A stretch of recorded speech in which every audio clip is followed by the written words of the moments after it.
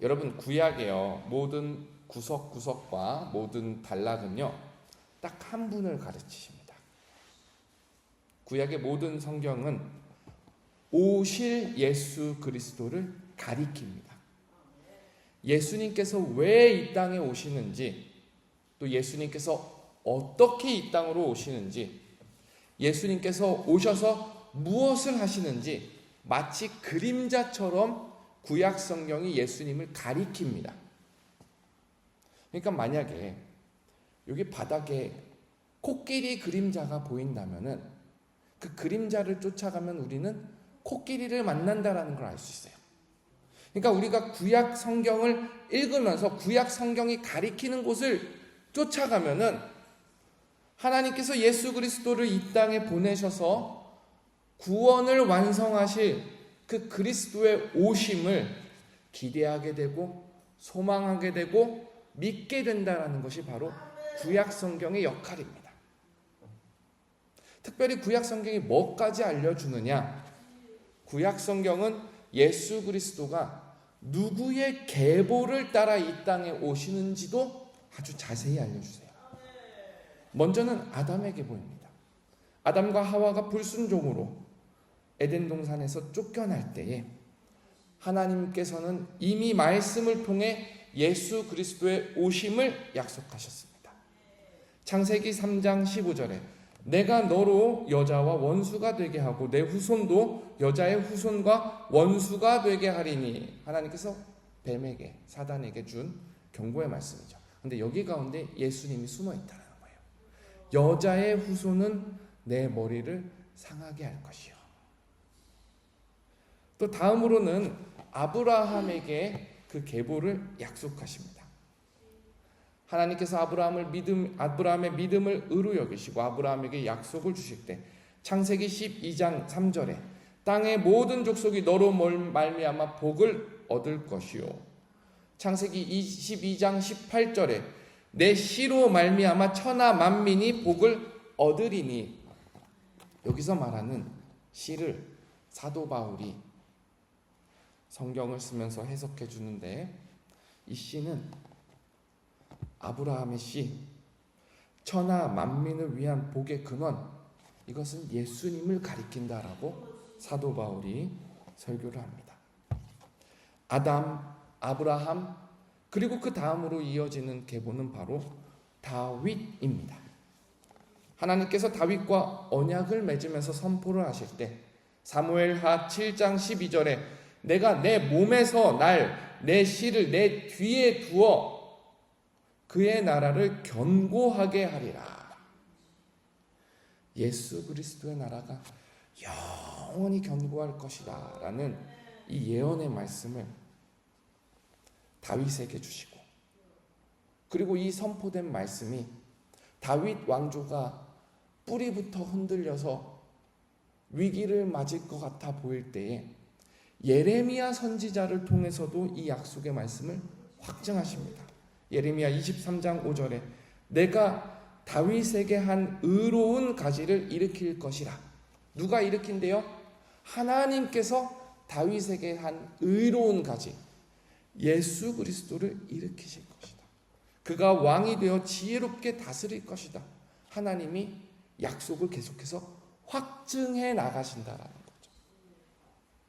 이처럼 구약 성경은 모두가 하나님의 약속으로 가득합니다. 그리고 그 약속은 온 인류를 그의 죄로부터 구원할 예수 그리스도를 나게 하실 것이다. 예수 그리스도가 메시아로서 이 땅에 오실 때 구원이 완성될 것이다.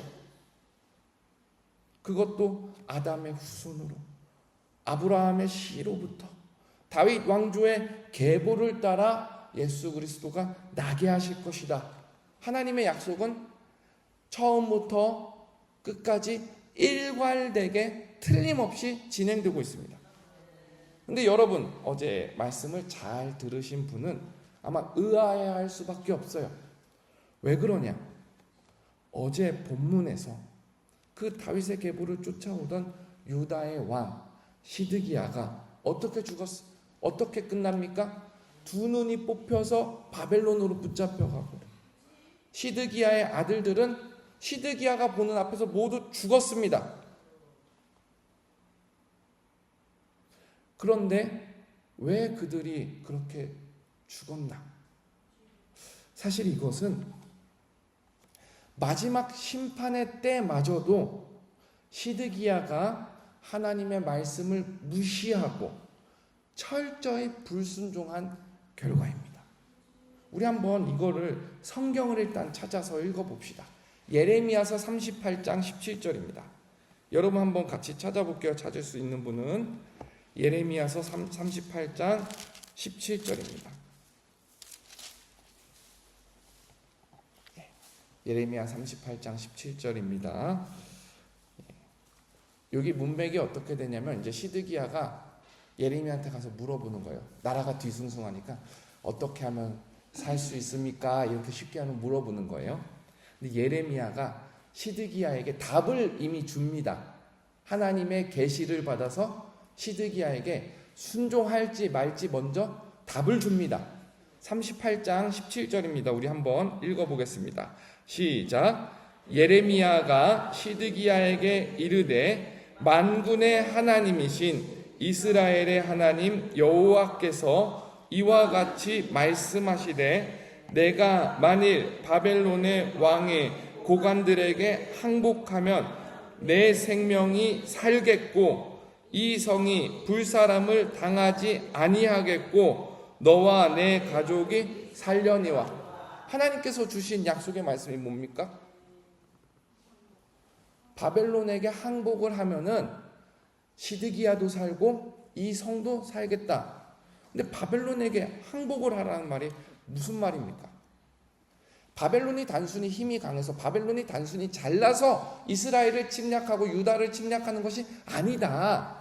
바벨론이 침략하는 것은 하나님께서 주권으로 그 침략을 허락하셨는데 그 하나님의 주권을 받아들이지 않고 지금까지 하나님을 인정하지 않고 하나님 앞에 우상을 섬기며 하나님의 말씀을 무시하는 유다가 그 심판의 도구로 오는 바벨론에게 항복한다는 것. 다시 말하면 눈에 보이는 바벨론에게 항복하는 것뿐 아니라 그 뒤에서 심판을 주관하시는 하나님을 믿고 항복한다는 것. 다시 들어가면은 하나님의 그 심판 앞에 회개하고 무릎 꿇는다는 것. 그러면 하나님은 이미 여기에서 그것을 보고 시드기야를 살려주시겠다. 그것을 보고 유다 성읍이 완전히 무너지지 않도록 기회를 주시겠다. 하나님은 시드기야에게 선택의 여지를 주신 겁니다. 무슨 여지입니까? 하나님 앞에 회개할 것이냐, 회개하지 않을 것이냐. 그런데 시드기야가 이 말씀을 듣고도 하나님의 말씀을 끝까지 무시합니다. 바벨론이 하나님의 약속대로, 계획대로, 말씀대로 침공해 오는 것을 보면서 그 뒤에 하나님의 진노를 두려워하는 것이 아니라 하나님께 항복하는 것이 아니라 자신의 지혜와 자신의 생각대로 살 궁리를 한다라는 거예요.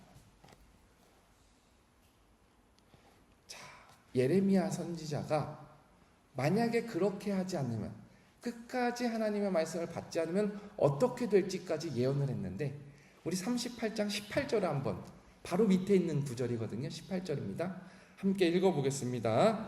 시작. 내가 만일 나가서 바벨론의 왕의 고관들에게 항복하지 아니하면 이 성이 갈대아인의 손에 넘어가리니 그들이 이 성을 불사를 것이며 너는 그들의 손을 벗어나지 못하리라 하셨나이다. 누군가는 말할 수 있어요. 아니 그래도 하나님 어떻게 그렇게 악한 이방 사람들 바벨론을 통해서 유다를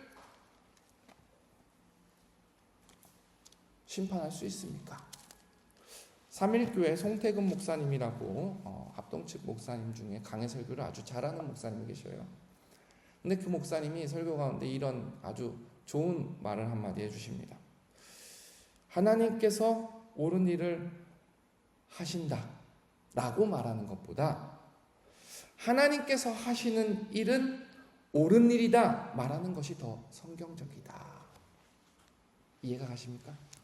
하나님께서 옳은 일을 하신다라고 말하는 것보다 하나님께서 하시는 일이 옳은 일이다 라고 말하는 것. 그러니까 선의 기준이 하나님은 선과 악 위에 계시고 하나님이 바로 곧 선 그 자체이다, 최고의 선이다 라고 믿는 것이 더 성경적이다 라는 말인 거죠. 자, 그럼 우리 한번 본론으로 다시 돌아와 봅시다. 다시 열왕기하로 돌아와 봅시다. 하나님은 이미 시드기야에게 순종의 길과 불순종의 길을 알려주셨어요. 근데 시드기야가 어떡하죠? 야반에 도주를 합니다. 말씀 가운데 하나님의 심판인 줄 알고 받아들이는 것이 아니라 야밤에 도주를 하면서 이 시드기야가 하는 것이 무엇이냐면 자기 생각으로 자기 능력으로 살려고 합니다. 하나님께 그 목숨을 맡기고 의지하는 믿음이 아니라 자기 뜻대로 살려고 하는 야반 도주를 합니다. 그 가운데 자기 아들들이 싹 죽어요. 그러면 여기서 뭐가 문제가 생기죠? 그 아들들은 유다의 왕을 이을 씨앗들이라는 거예요. 그 아들들이 있어야 하나님의 약속이 안 끊기고 유다의 그 왕조를 통해서 예수 그리스도가 날 것이라는 약속이 이어질 것이라는 말이죠. 근데 그 아들들마저 싹 죽어버린다는 거예요. 그러면 하나님께서 스스로 하신 약속, 다윗 왕조를 통해서 예수 그리스도를 나게 하시겠다라는 하나님의 그 계보에 관한 약속은 어떻게 되는가? 이 심판 가운데 하나님이 스스로 하나님의 계획을 포기하신 것인가? 그것에 대해서 다루는 마지막 메시지가 바로 오늘 읽은 네 구절입니다. 오늘 읽은 네 구절이에요. 여기에 아주 중요한 한 구절을 우리가 또 한번 같이 읽어보겠습니다. 열왕기하 25장 27절입니다. 25장 27절입니다. 자, 여러분 이 말씀 한번 같이 읽어볼게요. 시작. 유다의 왕 여호야긴이 사로잡혀 간지 37년 곧 바벨론의 왕 에윌무로닥이 즉위한 지 원년 12월 그 달 27일에 유다의 왕 여호야긴을 옥에서 내놓아 그 머리를 들게 하고. 자, 여기서 여호야긴이라는 왕이 나오죠. 근데 여기 27절을 보면 여호야긴이 감옥에 들어간 지 30 몇 년 걸렸대요. 37년 있었대요. 37년 감옥에 살았어요. 이 여호야긴이 누구냐? 여호야긴이 시드기야가 유다의 마지막 왕이었잖아요. 이 시드기야의 전임자가 여호야긴입니다. 그러니까 여호야긴이 90일 동안 왕으로서 있다가 바벨론에게 붙잡혀서 포로로 벌써 붙잡혀 가고, 이 시드기야가 바벨론 왕이 유다를 통치하기 위해 꼭두각시 왕으로 세우는 거예요. 그러니까 여호야긴과 시드기야 모두 전통성이 있지만 하나님께서는 붙들려간, 심판 가운데 붙들려간 여호야긴을 37년 동안 감옥에 있었던 그 여호야긴을 잊지 않으시고 회복시킨다라는 거예요. 어디로 회복시키십니까?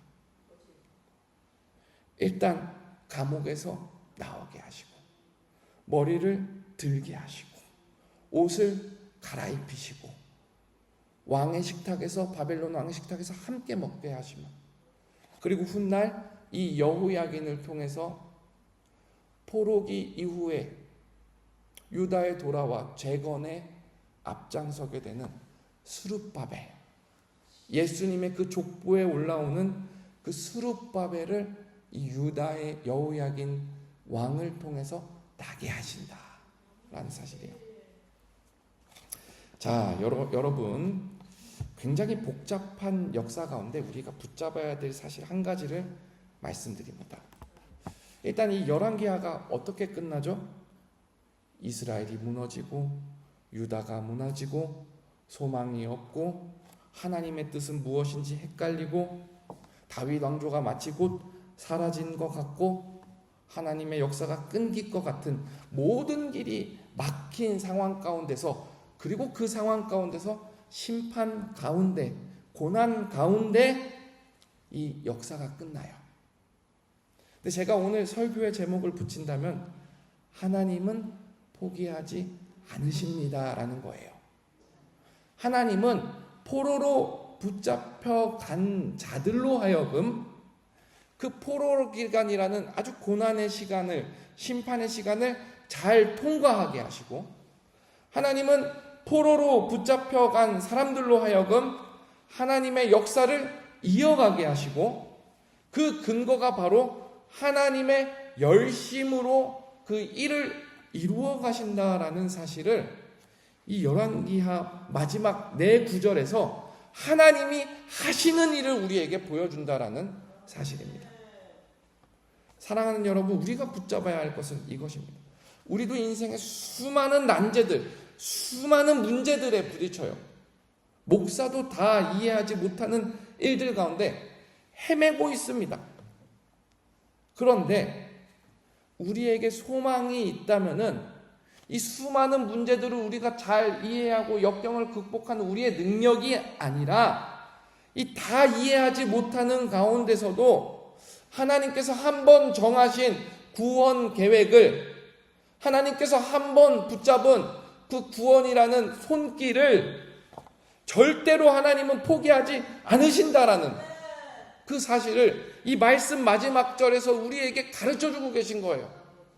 37년이라는 동안 여호야긴을 모두가 다 잃어버렸어요. 이제 유다에 남은 왕은 없다라고 모두가 다 생각할 때 여호야긴의 얼굴을 들게 하시고, 그리고 옷을 바꿔 입게 하시고 왕의 식탁에서 먹게 하심으로써, 아니다, 어떻게 이런 일이 일어나겠느냐, 하나님이 역사의 배후에서 구원을 이루어가고 계신다, 이것을 바로 보여주는 말씀이라는 거죠. 우리는 스스로 손을 놔버릴 수 있는 존재입니다. 나는 죽을 때까지 이 손 안 놓을 거야, 그렇게 착각하지 말라는 거예요. 사람은 언제든 흔들린다라는 사실. 다시 말해서 구원을 완성하는 것은 우리 스스로의 능력이 아니라 끝까지 포기하지 않으시는 하나님의 열심이라는 사실입니다.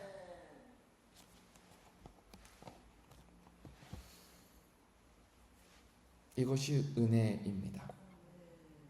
열왕기서 마지막에도 여호야긴을 일으키시면서 하나님이 여전히 일하고 계시다라는 은혜의 표지를 우리에게 보여주시고, 지금도 이 말씀이 살아서 역사하면서 하나님께서 열심으로 구원의 역사를 이루어가고 계신다라는 그 소망과 약속을 우리로 하여금 깨닫게 하십니다. 사랑하는 여러분, 우리가 확신할 것은 하나님의 열심, 하나님의 일하심입니다. 하나님께서 우리를 끝까지 붙드시고 구원하실 것입니다. 오늘도 이 확신 가운데, 오늘도 이 믿음 가운데 여러분께서 주님께서 주시는 평안과 위로를 받으시기를 간곡히 부탁을 드립니다. 우리 함께 기도하겠습니다.